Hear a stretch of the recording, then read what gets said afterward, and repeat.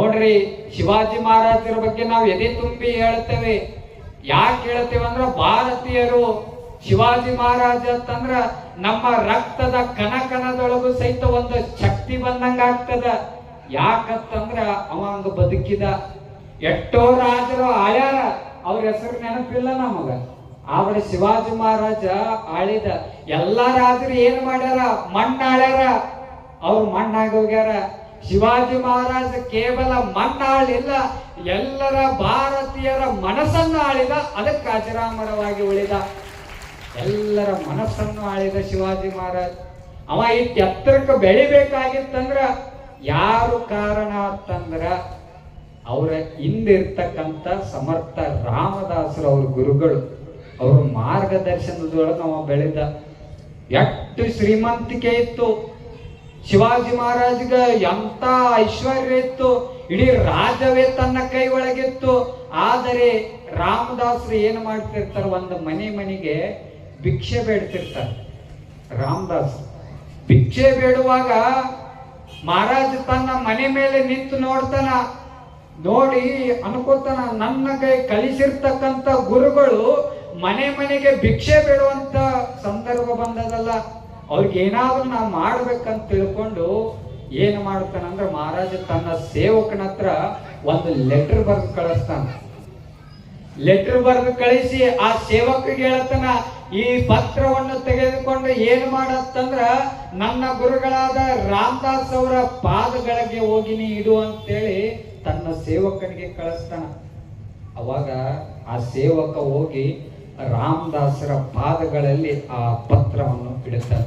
ಅವಾಗ ರಾಮದಾಸರು ಈ ಪತ್ರದೊಳಗೆ ಏನಿರ್ಬೋದು ಅಂತ ತೆಗೆದು ನೋಡುತ್ತಾರ.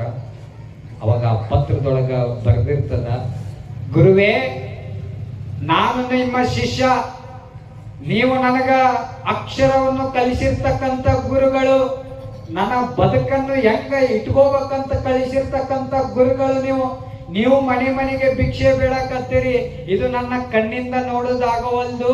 ನನ್ನ ಹತ್ರ ಇಡೀ ರಾಜ್ಯವಾದ ನನ್ನ ರಾಜ್ಯವನ್ನೇ, ನನ್ನ ಕಿರೀಟವನ್ನೇ ನಿಮ್ಮ ಪಾದದ ಅಡಿ ಒಳಗಿಡ್ತೀನಿ. ನಿಮ್ಗೆ ಏನ್ ಬೇಕು ಕೇಳ್ರಿ, ಎಲ್ಲ ನಿಮ್ಗೆ ರಾಜನ ಬಿಟ್ಟು ಕೊಡ್ತೀನಿ ಅಂತ ತಿಳ್ಕೊಂಡು ಆ ಲೆಟರ್ದೊಳಗೆ ರಾಜ ಶಿವಾಜಿ ಮಹಾರಾಜ ಬರೀತಾನ.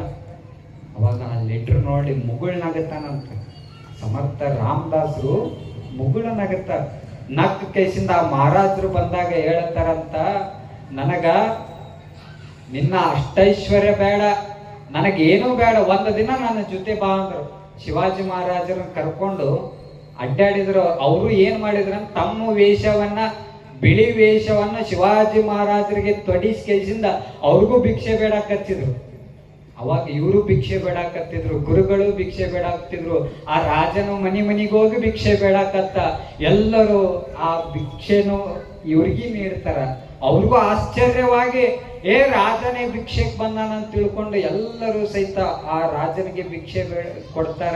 ಕೊಟ್ಟಾಗ ಇಬ್ರು ಗುರು ಶಿಷ್ಯರು ಒಂದು ಕಡೆ ಹೋಗಿ ಚಂದ ಅಲ್ಲಿ ಈಗೆಲ್ಲ ಭಿಕ್ಷೆ ಬೇಡಿದ್ರೆ ನೀವೇನಾಗ್ತದ್ರಿ, ಮನಿ ಒಳಗೆ ಏನ ಬಿಸಿ ಅಡಿಗೆ ಮಾಡಿರ್ತೀರಿ, ಇಲ್ಲ ತಂಗಳ ಏನಿರುತ್ತಲ್ಲ ಅದನ್ನ ಭಿಕ್ಷೆ ನೀಡ್ತೀರ. ಆದ್ರೆ ಅವಾಗಿನ ಕಾಲದೊಳಗೆ ಏನು ಭಿಕ್ಷೆ ನೀಡ್ತಿದ್ರು ಅಂದ್ರೆ, ಅವ್ರ ಮನಿ ಒಳಗೆ ಬೆಳೆದಿರ್ತಕ್ಕಂಥ ದವಸ ಧಾನ್ಯಗಳನ್ನು ಭಿಕ್ಷೆ ಬೇಡ್ತಿದ್ರು, ಕೊಡ್ತಿದ್ರು ಅವಾಗಿನ ಕಾಲದೊಳಗ. ಆ ಭಿಕ್ಷೆ ತಗೊಂಡು ಗುರು ಶಿಷ್ಯರು ಏನ್ ಮಾಡಿದ್ರು, ಚಂದ ಅಡಿಗೆ ಮಾಡ್ಕೊಂಡ್ರು.